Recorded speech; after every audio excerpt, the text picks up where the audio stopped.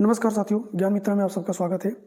12 तारीख का RRB group D का जो एग्ज़ाम है ख़त्म हो चुका है और साइंस के तीनों शिफ्ट का क्वेश्चन अभी हम लोग करने वाले हैं। ठीक है, तो चलिए वीडियो को शुरू करते हैं। देखिए, फर्स्ट शिफ्ट का पहला क्वेश्चन था, अवतल दर्पण में वस्तु को कहाँ रखने पर प्रतिबिंब सीधा यानी कि सीधा बनेगा, आवर्धित यानी कि बड़ा बनेगा और आवर्धित, सीधा, आवर्धित और बड़ा बनेगा। ठीक है, तो इसका आंसर क्या हो जाएगा? फोकस और पोल के बीच में। देखिए, ये सीधा होगा और आवर्धित नहीं होना चाहिए, यहाँ पे होना चाहिए सीधा और काल्पनिक होगा। ठीक है, आवर्धित नहीं, आवर्धित का मतलब ही तो बड़ा होता है, यहाँ बड़ा लिखा हुआ है, यहाँ होगा काल्पनिक, सीधा होगा, काल्पनिक होगा और बड़ा होगा, ये तीनों चीज़ होगा। तो किस में होगा? जब हम लोग अवतल दर्पण में, यानी कि जब हम लोग किसी अवतल दर्पण में, इसको हटाते हैं, जब किसी अवतल दर्पण में क्या करते हैं, वस्तु को पोल, ये रहा पोल, पोल और फोकस के, यहाँ सेंटर ऑफ कर्वेचर, ठीक है, पोल और फोकस के बीच में जब रखते हैं ना, तो वस्तु क्या होगा? यहाँ पे बनेगा। ठीक है, यानी कि वस्तु से बड़ा बनेगा, काल्पनिक, जब प्रतिबिंब के पीछे बनता है तो काल्पनिक बनता है, काल्पनिक बनेगा या आवर्धित नहीं होगा, काल्पनिक होगा। ठीक है, और बड़ा बनेगा, तो ये और सीधा बनेगा। ठीक है, तो ये हो जाएगा इसका आंसर। क्या हो जाएगा? मुख्य फोकस पे और ध्रुव के बीच में बनेगा। ठीक है, ये वाला यहाँ पे दे रखा था क्वेश्चन में। चलिए नेक्स्ट है, उत्तल दर्पण में यदि प्रकाश किरण वक्रता केंद्र से गुजरती है, देखिए किसी में भी अगर वक्रता केंद्र से गुजरेगा तो जाते समय भी वो वक्रता केंद्र से ही जाएगा। ठीक है, वक्रता केंद्र से गुजरती है तो परावर्तन के बाद वह किस बिंदु से आपतित होती हुई प्रतीत होगा? तो वो हो जाएगा वक्रता केंद्र से ही, इसका आंसर हो जाएगा। चलिए नेक्स्ट, ये सब आप पढ़े होंगे ऑप्टिक्स में। ठीक है, चलिए नेक्स्ट देखिए, गर्भावस्था में माँ कुपोषित हो तो बच्चे पे क्या प्रभाव पड़ता है? तो जो बेबी होगा ना, वो अंडर वेट हो जाएगा, यानी कि उसमें जो जितना उसका वेट होना चाहिए, एक नॉर्मल वेट, उससे कम होगा। कुपोषण से बच्चे का वजन सामान्य से कम होगा। ठीक है, ऑक्सीजन का आणविक द्रव्यमान पूछा गया था आप लोग से कि ऑक्सीजन का जो आणविक द्रव्यमान है क्या होता है। तो ऑक्सीजन का कितना होता है? एटॉमिक मास 16 होता है, और ऑक्सीजन कितना है? 2 है, O2 दिया है, तो 2, 16 दूनी 32 हो जाएगा इसका आंसर। चलिए अगला क्वेश्चन है, निम्न में से कौन सा पौधा यूनिसेक्सुअल है? तो आप लोगों को सिर्फ दे रखा था सरसों, मटर, पपीता और सूरजमुखी, ये नहीं दिया गया था आप लोग को ऑप्शन में। ठीक है, ये हम बाद में दिए। ठीक है, तो सरसों जो होता है बाइसेक्सुअल होता है, मटर जो होता है बाइसेक्सुअल होता है, पपीता होता है यूनिसेक्सुअल, और सूरजमुखी भी होता है बाइसेक्सुअल। तो बोला गया तो यूनिसेक्सुअल कौन सा होता है, मतलब एक लिंगी पौधा कौन सा होता है? तो पपीता होता है। इसीलिए कभी भी अगर आप एक पपीता का पौधा कहीं पे है तो पपीता कभी फलेगा ही नहीं। ठीक है, क्योंकि वो यूनिसेक्सुअल होता है। देखिएगा आसपास में कहीं ना कहीं दूसरा पपीता का पौधा भी होता है, तब जाकर के पपीता लगता है। ठीक है, चलिए नेक्स्ट देखिए, मैग्नीशियम ऑक्साइड का आणविक द्रव्यमान पूछा गया था। तो मैग्नीशियम ऑक्साइड का आणविक द्रव्यमान, देखिए आणविक द्रव्यमान बहुत पूछा जा रहा है, और एटॉमिक मास आप लोग को सबको याद होना चाहिए, तब जाकर के ये बनेगा। ठीक है, तो देखो मैग्नीशियम का कितना होता है? एटॉमिक मास 24 होता है, आप लोग को पता होगा, जस्ट डबल कर देते 12, 12 दूनी 24। और ऑक्सीजन का कितना होता है? 16 होता है। अब ये दोनों को जोड़ दो, 6, 4, 10 का 0, 2, 2, 4, अरे 2 और 2, 4, माफ कीजिएगा, 40 हो जाएगा इसका आंसर। ठीक है, तो 40 यूनिट हो जाएगा इसका। चलिए नेक्स्ट क्वेश्चन है, यदि R दे रखा है 4 ओम और हीट दे रखा है 64 जूल का हीट दे रखा है, ठीक है, टाइम दे रखा है 1 सेकेंड, तो वोल्टेज निकालने के लिए बोला गया था। तो इजी से आप लोग H बराबर v²T/r के थ्रू नहीं निकाल सकते हैं, v²T/r के थ्रू इसका जब निकालिएगा तो इसका आंसर क्या हो जाएगा? आपका 16 वोल्ट हो जाएगा इसका आंसर। ठीक है, यहाँ पे लिखने में थोड़ा दिक्कत होगा। देखिए v का वैल्यू दे रखा है, देखिए निकालना क्या आप लोग को? तो निकालना कि वोल्टेज, अच्छा वोल्टेज ही निकालना, तो v को तो हम लोग इधर ले आएंगे। देखो v के जब हम लोग यहीं पे रखते हैं तो t क्या हो जाएगा? t हो जाएगा नीचे में, r चल जाएगा ऊपर में। ठीक है, और v का स्क्वायर होगा, याद रखिएगा v का स्क्वायर, यानी कि रूट अंडर इधर होगा। चलिए बना ही देते हैं। देखो h बराबर v²T डिवाइडेड बाई r है, तो v को हमको निकालना है, तो क्या हो जाएगा? तो v का स्क्वायर बराबर क्या हो जाएगा? h इंटू r और डिवाइडेड बाई क्या आ जाएगा? t। बस यही वाला होगा, इसमें पुट करना है, आपको निकल जाएगा। तो h का वैल्यू कितना दे रखा है? 64, और सबका यूनिट देख लेना। r का वैल्यू कितना दे रखा है? 4 ओम, और क्या था? h into r divided by t मेरे पास कितना दे रखा है? यूनिट समय में था तो 1 हो जाएगा, तो इतना। और 64 को जब इतना से मल्टीप्लाई कीजिएगा तो कितना आ जाएगा? मल्टीप्लाई मत कीजिए जी, यहाँ पे v का स्क्वायर है ना, तो v का, क्योंकि दोनों ही आपका दिया हुआ किसमें? अंडर, दोनों ही स्क्वायर रूट में दिया हुआ है, तो यहाँ से स्क्वायर रूट को हटा दो और डायरेक्टली यहाँ पे इस रूट अंडर लगा दो, तो 8 का हो जाएगा 64 का 8 64 8 हो जाएगा, और इसका हो जाएगा 2, 8 दूनी 16, यार ये 16 वोल्ट इसका दे रखा है। ठीक है, चलिए नेक्स्ट देखिए, धातु से अयस्क निकालने की प्रक्रिया को क्या कहा जाता है? धातु से अयस्क निकालने की प्रक्रिया को मेटलर्जी कहा जाता है। ठीक है, चिप्स के पैकेट में कौन सा गैस भरा जाता है? ये क्वेश्चन इतना बार पूछ चुका है, नाइट्रोजन गैस भरा, बस खाली लैंग्वेज चेंज करता है कि चिप्स के पॉकेट में नाइट्रोजन गैस क्यों भरा जाता है, भरने का कारण क्या है, अच्छा कौन सा गैस भरा जाता है चिप्स के पैकेट में, ये सारा क्वेश्चन बस इसी तरह से थोड़ा बहुत उलट के दे रखा था। इसमें होता क्या? नाइट्रोजन गैस भरा जाता है। चलिए नेक्स्ट क्वेश्चन है, यदि एम मास दे रखा है 1500 kg और वेलोसिटी दे रखा है, माफ कीजिए, वेलोसिटी दे रखा है 60 किलोमीटर प्रति घंटा। तो गतिज ऊर्जा निकालने के लिए बोल दिया है। अब देखो सबसे पहले हम बोल रहे हैं कि यूनिट देखना है, तो 60 किलोमीटर प्रति घंटा है, तो 60 को हम लोग किससे डिवाइड करेंगे 5/18 से। इससे हम लोग को मीटर पर सेकेंड स्क्वायर मीटर पर सेकेंड निकल जाएगा, ठीक है। अब ये जो मीटर पर सेकंड स्क्वायर निकलेगा, उस पे मीटर पर सेकंड निकलेगा, उसको हम लोग काइनेटिक एनर्जी में पुट करेंगे। इसका आंसर आ जाएगा कितना 2.08 × 10⁵। इस क्वेश्चन को हम क्यों नहीं बना रहे हैं, इसलिए नहीं बना रहे हैं क्योंकि यहाँ जो डेटा जो दिया गया है ना, ये डेटा हमको नहीं लगता एग्जाम में इस तरह से दिया होगा। ये डेटा थोड़ा सा चेंज है, ठीक है। इसमें कैलकुलेशन बहुत ज़्यादा होगा और जो कि इतना बड़ा छोटा सा एरिया में कैलकुलेशन करना पॉसिबल नहीं है। तो आप लोग इसको कैलकुलेशन कर लीजिएगा। इसका आंसर क्या आ जाएगा 2.08 × 10⁵ जूल हो जाएगा इसका करेक्ट आंसर, ठीक है। हाफ एम बी स्क्वायर में रख लेना है और इसको चेंज करना है, ठीक है। पहले मीटर पर सेकंड में चेंज करना है। चलिए नेक्स्ट देखिए, स्त्री में निषेचन ना होने पर कितने दिनों बाद अगला चक्र शुरू हो जाता है।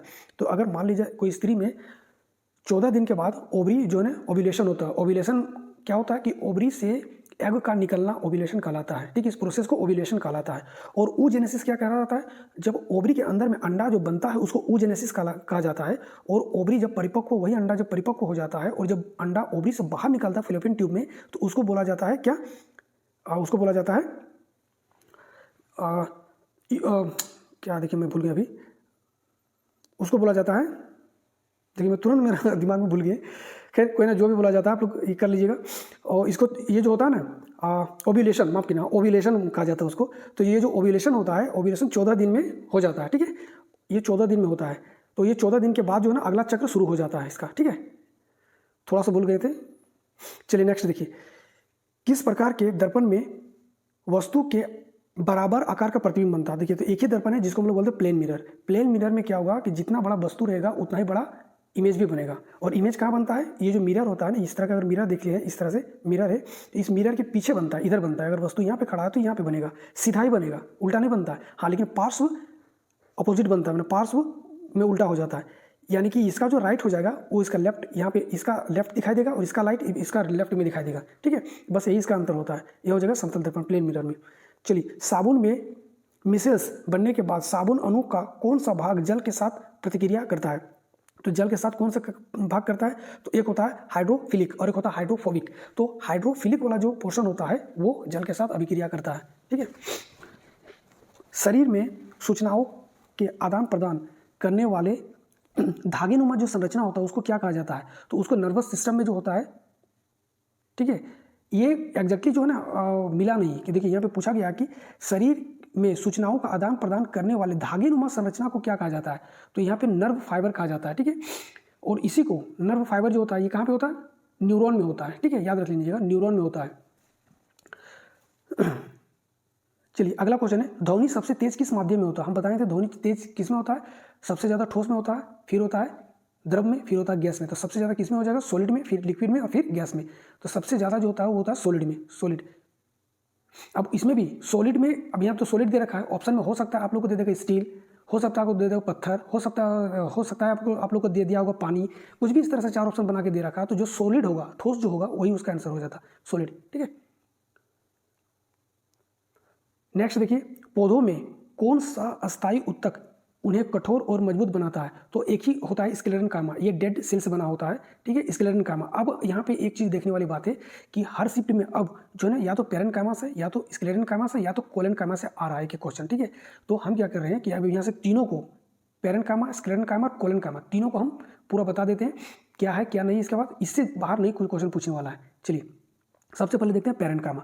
तो कोशिकाएं, इसका जो कोशिकाएं होती है जीवित होता है, पतली भित्ति वाली होती है। कोशिकाओं के बीच में स्थान होता है जिसमें क्या होता है, फ्लूइड भरा होता रहता है, ठीक है, चिपचिपा फ्लूइड होता है। अंतरकोशिकीय स्थान जिसको बोलते हैं, ठीक है, होता है। और ये जो अंतरकोशिकीय स्थान होता है उसमें क्या भरा होता है, उसमें भोजन भंडारण करता है, उसी में बड़ा बड़ा होता है जिसमें स्टार्च, तेल, ठीक है, प्रकाश संश्लेषण होता है क्लोरोप्लास्ट होने के कारण, और गैस से विनिमय करता है, ठीक है, आने जाने के लिए, ठीक है। और ये जो जलीय पौधा होता है ना, इसी के कारण ये तैरते रहता है।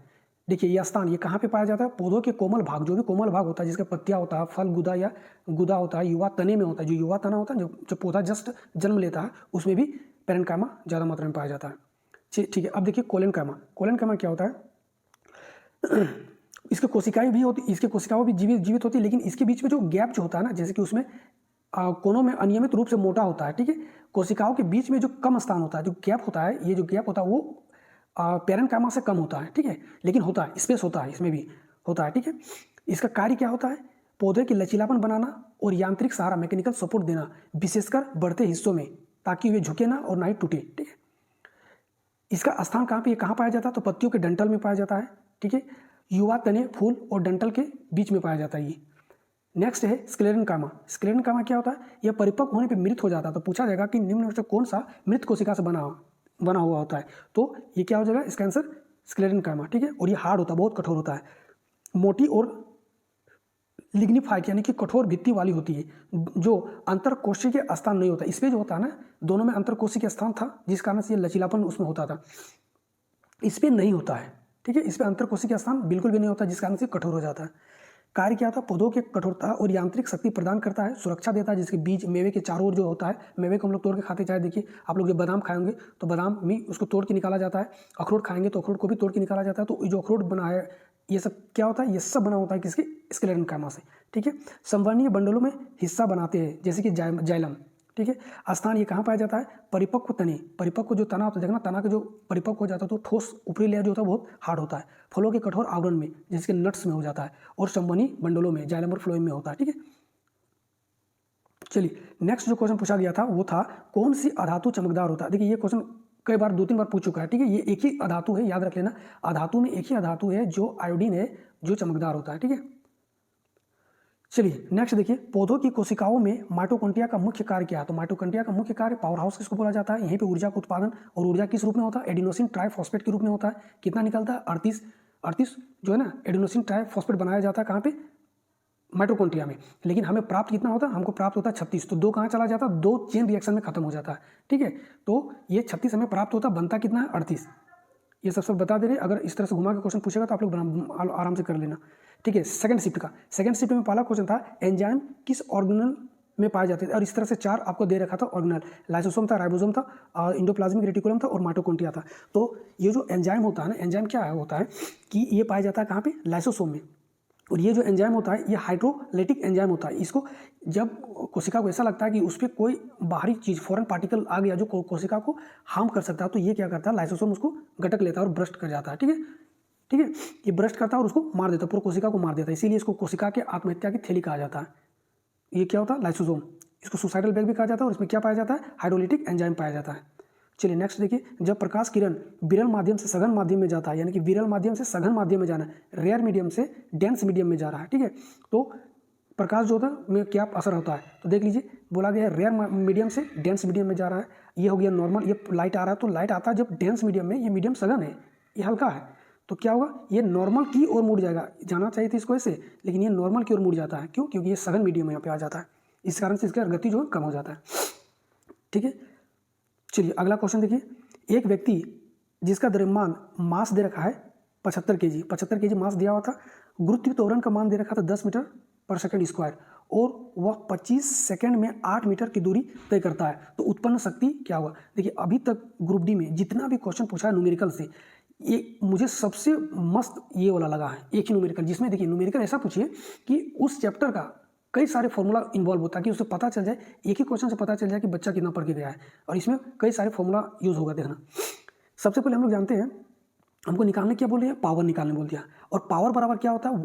कार्य करने की दर को शक्ति कहा जाता है, पावर कहा जाता है, ठीक है। ये वाला फॉर्मूला हम लोग को, ये वाला फॉर्मूला पता है, ठीक है। लेकिन ना तो हमको मास पता है, ठीक है, ना तो हमको एक्सेलरेशन पता है, तो हम लोग निकालेंगे कैसे? तो वर्क डन बराबर क्या? तो फोर्स इंटू डिस्प्लेसमेंट होता है। तो वर्क डन बराबर फोर्स इंटू डिस्प्लेसमेंट हम लिख सकते हैं। यहाँ पे देखो, तो वर्क डन की जगह पे हम फोर्स इंटू डिस्प्लेसमेंट लिख दिए, डिवाइडेड बाई टी, उसी को रखें। अब फोर्स इंटू डिस्प्लेसमेंट, अब एफ इक्वल टू क्या होता है? एफ इक्वल टू ma होता है, मास इंटू एक्सेलरेशन। तो इस एफ को तोड़ के मास इंटू एक्सेलरेशन, ये जो डिस्प्लेसमेंट को ऐसे ही रखें और टाइम को भी वैसे ही रखें। यहाँ तक समझ में आ गया? तो ma/d डिवाइडेड बाई टी हो गया। मास हमको पता चल गया, एक्सेलरेशन भी पता चल गया, और ये जो डिस्प्लेसमेंट है कितना दे रखा है? 8 मीटर भी हमको पता चल गया। टाइम, ठीक है, और टाइम हमको कितना दे रखा है?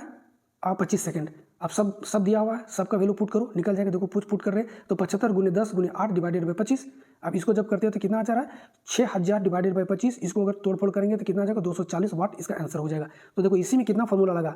फॉर्मूला पहला हम लोग एक ही फॉर्मूला जानते थे, पावर इक्वल टू क्या होता है? Work done divided by time. कार्य करने की दर को पावर कहा जाता था, शक्ति कहा जाता था। अब इसी को फिर यहाँ से आप W को, अब यहाँ से W का भी पूछ लिया, वर्क डन बराबर क्या था, फोर्स इंटू डिस्प्लेसमेंट। अब यहाँ न्यूटन का दूसरा गति नियम, फोर्स बराबर क्या था, मास इंटू एक्सेलरेशन, इसको भी यहाँ पे पुट किए, तब जाकर के मेरा पूरा न्यूमेरिकल बन गया। तो न्यूमेरिकल इस तरह से पूछना चाहिए, ठीक है। चलिए अगला क्वेश्चन देखिए, ये क्वेश्चन समझ में आ गया सारा कुछ, इसीलिए हम एक एक करके मेंशन कर दिए हैं कि क्या हुआ, W को यहाँ पे कर दिए और उसके बाद फिर कि F equal to ma, F को फिर तोड़ें, F equal to ma mass into acceleration में, D को ऐसे ही रखें, डिस्प्लेसमेंट को, टाइम को ऐसे रखें। आगे बढ़ते हैं। एल्यूमिनियम सल्फेट और बेरियम क्लोराइड की अभिक्रिया से बनने वाला बेरियम सल्फेट किस रंग का होता है? तो आप लोग को पता होगा बेरियम सल्फेट जो व्हाइट रंग का प्रेसिपिटेट निकलता है, ये तो पढ़े होंगे आप लोग आराम इसे। चलिए नेक्स्ट देखिए, समान वेग यानी यूनिफॉर्म वेलोसिटी और समय ग्राफ में रेखा किसके समांतर होते हैं? तो ये जो होता है टाइम एक्सिस के समांतर होता है, ठीक है। ये जो हो जाता है ये टाइम एक्सिस के समांतर होता है। चलिए अगला क्वेश्चन है, बाइनरी फिजन किस जीव में होता है? तो बाइनरी फिजन जो होता है वो होता है अमीबा में। जो 4 ऑप्शन दे रखा तो उसमें से आपका करेक्ट आंसर हो जाता है अमीबा। अमीबा में बाइनरी फिजन होता है। इसके अलावा भी देख लीजिए जितने भी प्रोकैरियोटिक सेल होते हैं जितने भी, उस सब में बाइनरी फिजन होता है। तो जितने भी प्रोकैरियोटिक जिसका न्यूक्लियस सिर्फ मतलब पूरी तरह से दिखाई नहीं देता है, मतलब होता है, ठीक है। न्यूक्लियस तो होता है लेकिन सेल और न्यूक्लियस बहुत सारा ऐसा होता है जो डिसेबल होता है। चलिए बाइनरी फिजन, बाइनरी फिजन विखंडन जो होता है मुख्य रूप से बैक्टीरिया जिसको जीवाणु बोलते हैं और प्रोकैरियोट्स और अमीबा, ठीक है, अमीबा में पाया जाता है, ठीक है। बाइनरी फिजन जो होता है वो किस में पाया जाता है? मुख्य रूप से जो प्रोकैरियोटिक होता है और कुछ यूकैरियोटिक में भी होता है, जिसमें से एक आपका आ जाएगा अमीबा और एक हो जाएगा पैरामेसियम, ठीक है, इसमें पाया जाता है। तो प्रोकैरियोटिक और यूकैरियोटिक दोनों में होता है। यूकैरियोटिक का एक एग्जाम्पल है अमीबा, ठीक है, और पैरामेसियम जिसमें क्या पाया जाता है? बाइनरी फिजन पाया जाता है। इसमें होता क्या है कि एक अमीबा टूट के 2 अमीबा बन जाता है, अब फिर ये दोनों टूटता है और ये 4 बन जाएगा, अब फिर ये 4 टूट के 16 बन जाएगा। तो इस तरह से बाइनरी फिजन चलता है, ठीक है। चलिए नेक्स्ट क्वेश्चन में देखते हैं, निम्न में से संभारित यानी कि आइसोबार्स के बारे में कौन सा कथन सत्य है, ये पूछा गया था। तो आइसोबार में क्या होता है कि जो तत्व होता है, कोई भी जो तत्व होता है उसका जो द्रव्यमान संख्या होता है समान होता है, मास नंबर जो होता है वो सेम होता है, लेकिन जो एटॉमिक नंबर जो इसका जो एटॉमिक नंबर होता है वो भिन्न भिन्न हो जाता है, ठीक है। तो मास नंबर समान हो जाएगा, एटॉमिक नंबर जो हो जाएगा वो भिन्न हो जाएगा, और इसी के उल्टा हो जाएगा आइसोटोप में, इसका उल्टा हो जाएगा, ठीक है। चलिए नेक्स्ट देखिए, ऑक्सीजन परमाणु का इलेक्ट्रॉनिक विन्यास कितना होता है? तो ऑक्सीजन का आप देखो या तो इसमें इस फॉर्मेट में दे रखा होगा या तो इस फॉर्मेट में दे रखा होगा आपको, ठीक है। अगर इसमें दे रखा हो तो 2 और 6 8 होता है ऑक्सीजन का, तो 2 और 6 में तोड़ दीजिएगा तो 8 निकल जाएगा। अगर इस फॉर्म में दिया होगा तो 1s2 2s2 और 2p6, ये इसका करेक्ट आंसर है। तो दोनों में जो था आप लोग ऑप्शन में यही सही होता है, ठीक है। चलिए नेक्स्ट देखिए, विद्युत धारा द्वारा उत्पन्न ऊष्मा का सूत्र क्या है? तो विद्युत धारा द्वारा उत्पन्न ऊष्मा H बराबर I² RT होता है, I² RT होता है, ये आप लोग सबको पता होगा। चलिए जल के एक अणु में कितने परमाणु होता है? तो हाइड्रोजन का 2 होता है और ऑक्सीजन का 1 होता है, 3। शरीर के सभी अंगों का भिन्न भिन्न कार्य क्यों होता है? देखिए शरीर के सभी अंग होते हैं क्योंकि कोशिकाओं का विभेदन यानी कि डिफ्रेंशिएशन होता है, जिसके अलग अलग ऊतक और अंग विशेष कार्य के लिए बनाए जाते हैं, ठीक है। इसका आंसर हो जाएगा, इसका ऑप्शन नहीं मिल पाया था, देख लीजिएगा ऑप्शन क्या था। गुरुत्वीय त्वरण का सही सूत्र क्या था? देखिए गुरुत्वीय त्वरण के ये कई बार क्वेश्चन पूछ चुका है, तो जी का बोला है, गुरुत्वीय त्वरण का एक्सेलरेशन का क्या पूछा गया है? तो इसका सूत्र पूछा गया था, तो इसका सूत्र क्या हो जाएगा? Gm/r², इसका करेक्ट आंसर हो जाएगा। अच्छा यहाँ जो एक जी आप लोग देख रहे हैं, ये जो होता है ना, ये ग्रेविटेशनल कांस्टेंट होता है, इसका वैल्यू कभी चेंज नहीं होता है, इसका वैल्यू कभी भी चेंज नहीं होगा, और इसका वैल्यू कितना होता है? 6.674 × 10⁻11 न्यूटन मीटर स्क्वायर पर kg² होता है इसका आंसर। तो हो सकता है आने वाले समय में शिफ्ट में इसको पूछा जा सकता है कि जो ग्रेविटेशनल कांस्टेंट होता है, जो गुरुत्वीय नियतांक होता है ग्रेविटेशनल कांस्टेंट, उसका जो मान होता है वो कितना होता है, हो सकता है आप पूछ दें। चलिए नेक्स्ट देखिए, जब CuSO4 + 5H2O को बनाया जाता है तो यहाँ पे क्या बनता है? एक नीला थोथा करके बनता है, नीला थोथा, जिसका फॉर्मूला क्या होता है? CuSO4 5H2O। तो बोला यह जो रिएक्शन हो गया यह किसका उदाहरण है? तो देखो, तो जब कोई दो, मान लीजिए X है और Y है, ये दोनों मिल के Z बनाता है तो इसको कॉम्बाइंड रिएक्शन कहलाता है। ये दोनों मिल के एक नया यौगिक बना देता है जिसको हम लोग बोलते हैं कॉम्बाइंड। ये दोनों कॉम्बाइंड करके एक बना रहा है, देखो तो ये और ये दोनों कॉम्बाइंड करके एक बना दे रहा है, इसको बोलते हैं कॉम्बाइंड कॉम्बिनेशन रिएक्शन या कॉम्बाइंड रिएक्शन बोला जाता है, संयोजन अभिक्रिया कहा जाता है, ठीक है। अब देख लो यहाँ से एक चीज़ आप लोग को हमको समझ में आया कि यहाँ से CuSO4 5H2O ये क्या है, नीला थोथा है। अब थोथा 4 तरह के होता है, एक थोथा नीला होता है, एक सफ़ेद होता है, एक हरा होता है और एक लाल होता है, लाल या पिंक जो भी बोल दो उसको। तो इन चारों के बारे में हम लोग पढ़ लेते हैं, क्या पता आने वाले शिफ्ट में पूछ दे, इसका यूज़ भी पढ़ लेंगे। ठीक है, चलिए सबसे पहले सफ़ेद थोथा, इसका जो फॉर्मूला होता है, रासायनिक सूत्र जो होता है, ये होता है ZnSO4 7H2O, zinc sulphate heptahydrate होता है। ठीक है, इसको यूज़ कहाँ पे हम लोग करते हैं, तो कृषि में जिंक उर्वरक के रूप में करते हैं, आंखों की दवा यानी कि आई लोशन के रूप में करते हैं, वस्त्र उद्योग में रंगाई के लिए करते हैं, रेयन का जो कपड़ा बनाया जाता है उसके लिए करते हैं, और चमड़ा के संरक्षण के लिए किया जाता है इसका। फिर एक आता है नीला थोथा, जो अभी हम लोग पढ़े थे, नीला थोथा क्या होता है, CuSO4.5H2O, ये होता है कॉपर सल्फेट पेंटाहाइड्रेट। ठीक है, इसका उपयोग कहाँ कहाँ किया जाता है नीला थोथा का, तो कवकनाशी यानी कि फंजीसाइड के रूप में किया जाता है, कीटनाशक के रूप में किया जाता है, वस्त्र की रंगाई के रूप में किया जाता है, और प्रयोगशाला में अवक्षेप परीक्षण के लिए किया जाता है। ठीक है, तो ये सब याद रख लीजिएगा आप लोग, कहीं पे लिख लेना।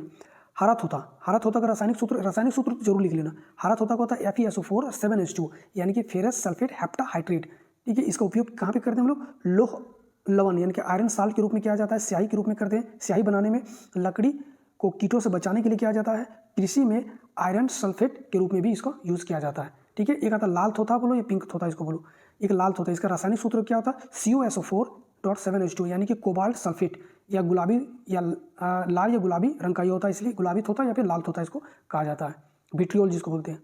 ठीक है, रेड विट्रियोल। उपयोग, इसका उपयोग कहाँ पे करते हैं, पेंट और वर्निश के लिए, जो पेंट होता है या जो वर्निश होता है उसको सुखाने वाले एजेंट के रूप में करते हैं, रंग उद्योग में करते हैं, रासायनिक प्रयोगों में संकेतक यानी कि इंडिकेटर के रूप में भी इसका यूज़ किया जाता है। तो हम चारों के बारे में लिखवा दिए हैं, चारों को अच्छे से कर लेना। ठीक है, क्या पता आने वाले शिफ्ट में पूछ दे। ठीक है, नेक्स्ट इसको पूछा गया था सेकंड शिफ्ट में, जीवाश्म ईंधन पर, अच्छा ये जो है ना करंट अफेयर्स का क्वेश्चन था, ये साइंस से रिलेटेड था इसलिए हम इसको उठा के ले आए हैं। जीवाश्म ईंधन पर निर्भरता कम करने के लिए केंद्र सरकार द्वारा कौन सा मिशन शुरू किया गया है, तो केंद्र सरकार के द्वारा राष्ट्रीय हरित hydrogen mission, national green hydrogen mission का शुरुआत किया गया है। ठीक है, ये सेकंड शिफ्ट का क्वेश्चन खत्म हो गया। अब आते हैं लोग थर्ड शिफ्ट में। चलिए, थर्ड शिफ्ट में पूछा गया था कि मुर्गी पालन मुख्य रूप से किसके लिए किया जाता है, तो मुर्गी का जो पालन किया था हम लोग मुख्य रूप से पूछा गया है। देखिए, ऐसे तो मुर्गी को मार के भी खा जाता है, तो मांस भी हो जाएगा, लेकिन यहाँ पे एक वर्ड लिखा गया मुख्य रूप से, तो मुख्य रूप से हम लोग इसको अंडा उत्पादन के लिए करते हैं। ठीक है, अंडा प्राप्त करने के लिए इसे किया जाता है। चलिए, अगला क्वेश्चन है, कौन सी धातु अपने ऊपर एक पतली पारदर्शी परत जमा लेता है जिससे उसमें जंग नहीं लगता है, तो इकलौता धातु होता है एल्यूमिनियम। एल्यूमिनियम क्या करता है कि अपने ऊपर जो है एल्यूमिनियम ऑक्साइड की एक परत जमा लेता है, जिसके कारण अब इसमें जंग नहीं लगता, जिसकी इससे कोरोजन नहीं हो पाता है। ठीक है, ऐसा भी ये क्वेश्चन जो पूछा गया था इस तरह से, ये थोड़ा सा लैंग्वेज और भी कुछ था क्वेश्चन का, एग्जैक्ट नहीं मिल पाया है, तो यही रिलेटिव में था इसी तरह से। तो ऐसा भी हो सकता है कि कौन सा ऐसे धातु जो कोरोजन नहीं लगने के कारण अपने ऊपर, या फिर ये जो क्वेश्चन जो आंसर बताएं ये क्वेश्चन हो सकता है, इसका आंसर ये हो सकता है, कुछ भी था लेकिन था तो यही। ठीक है, चलिए नेक्स्ट देखिए, निकट दृष्टि दोष मायोपिया को ठीक करने के लिए किस लेंस का उपयोग किया जाता है, तो आप लोग को पता है कनकेव लेंस का उपयोग किया जाता है। नेक्स्ट देखिए, मास दे रखा था 2 kg, हाइट दे रखा था 5 मीटर और जी का मान दे रखा था 10 मीटर पर सेकंड स्क्वायर। ठीक है, तो इसमें पूछा गया था कि पोटेंशियल एनर्जी निकालना था, तो mgh पुट कर दो, मास का वैल्यू दे रखा 2 kg, जी का वैल्यू दे रखा हमको 10 और h का वैल्यू दे रखा 5 मीटर, तो 10 बचे 50 और 50 दूनी 100 जूल हो जाएगा इसका आंसर। ठीक है, नेक्स्ट देखिए, मिश्रण और विलयन में अंतर पूछ दिया था, क्या था, ऑप्शन नहीं मिल पाया है आपका, ऑप्शन में क्या दिया था आप लोग एग्जैक्ट बताइएगा, लेकिन जो मेन जो मिक्सर और विलयन में जो अंतर होता है वो होता है कि मिश्रण जो होता है ना, मिश्रण जो होता है हेट्रोजेनियस होता है, उस पर घुलता नहीं है, जो भी होता है जो सॉल्वेंट और सोल्यूट जो होता है वो घुलता नहीं है, लेकिन विलयन में क्या होता है, इसको हम लोग आराम से अपने आंखों से देख सकते हैं, जैसे कि कंकड़ ले लो या फिर मिट्टी ले लो, मिट्टी और बालू का मिश्रण, थोड़ी देर के बाद मिट्टी नीचे बैठ जाएगा, आप अलग अलग कर सकते हैं कि पानी यहाँ से मिट्टी यहाँ पे, लेकिन होमोजीनियस जो मिश्रण होता है विलयन होता है, उस पर क्या होगा कि इस पर जो होता है ना, ये हम लोग इस मिक्सर पे हम लोग क्या करते हैं, चीनी और पानी का, जैसे कि अब घुल जाने के बाद आप नहीं बता सकते कि चीनी कहाँ पे। ठीक है, एग्जैक्टली, तो ये हो जाएगा होमोजीनियस होता है इसका। ठीक है, विलयन के घटक अलग अलग दिखाई नहीं देते हैं इसमें। ठीक है, तो आप लोग एग्जैक्टली इसका ऑप्शन नहीं मिल पाया, ऑप्शन क्या था आप लोग बताइएगा जरूर। चलिए, अगला क्वेश्चन पूछा गया था कि निम्न में से किस धातु का प्रतिरोध रेसिस्टेंस सबसे अधिक होता है, तो यहाँ पे 4 ऑप्शन दे रखा था और उसमें रेसिस्टेंस पूछ दिया था। इसमें क्वेश्चन में ऐसा पूछा गया होगा कि जो किस धातु है जिसका प्रतिरोध ज़्यादा होता है, जिससे हम लोग हीट के लिए यूज़ करते हैं। ठीक है, ऐसा भी क्वेश्चन पूछा जा सकता है। तो ये इसका आंसर क्या हो जाएगा, नाइक्रोन। नाइक्रोन जो होता है ऑप्शन के अनुसार नाइक्रोन इसका करेक्ट आंसर हो जाता है, जिसमें बहुत ज़्यादा रेसिस्टेंस होता है, जिसके कारण जब इलेक्ट्रिक करंट इसमें से गुजरता है तो हाई रेसिस्टेंस के कारण इसका जो तार होता है नाइक्रोन का वो जलने लगता है, एकदम हॉट हो जाता है, लाल हो जाता है, जिस कारण से हम लोग इसका यूज़ कहाँ कहाँ पे करते हैं, तो एक तो रूम हीटर के रूप कर सकते हैं, टोस्टर के रूप में जो टोस्ट को सेकते हैं उसके रूप में कर सकते हैं, ड्रायर जो करते हैं सुखाने के लिए उसके में कर सकते हैं, हीटर जो इलेक्ट्रिक हीटर होता है खाना पकाने के लिए उसमें कर सकते हैं। तो कई सारी चीज़ों में इसका यूज़ करते हैं हम लोग। इसका जो मेल्टिंग पॉइंट होता है ना बहुत ज़्यादा होता है, इसका मेल्टिंग पॉइंट कितना होता है, तो 1400 डिग्री सेंटीग्रेड होता है, यानी कि अगर हम लोग इसको फ़ारेनहाइट में देख लें तो 2552 डिग्री फ़ारेनहाइट होता है इसका, ठीक है। एक पूछा गया था, एकदम इजी क्वेश्चन था, एटॉमिक मास के बारे में पूछा गया था और ऑप्शन में था कि एटॉमिक मास किसके बराबर होता है, प्रोटोनों के बराबर, न्यूट्रॉनों के बराबर, प्रोटोनों और न्यूट्रॉन दोनों के बराबर, या फिर इलेक्ट्रॉनों के बराबर। ये 4 ऑप्शन दिया गया था। तो इसका जो सही आंसर हो जाता है कौन सा, प्रोटोन और न्यूट्रॉन के कुल संख्या के बराबर होता है इसका एटॉमिक मास, ठीक है। जब मानव शरीर में अंडाणु का निषेचन नहीं होता तो क्या होता है, तो मानव शरीर में जब अंडाणु का निषेचन नहीं होगा तो क्या हो जाएगा, ये मासिक धर्म के रूप में बाहर आ जाएगा, ठीक है। और जब हो जाएगा तो ये क्या हो जाएगा, फर्टिलाइज हो जाएगा, जाइगोट बनाएगा और जाके प्लेजेंटा में, जो प्लेजेंटा नहीं ओवरी में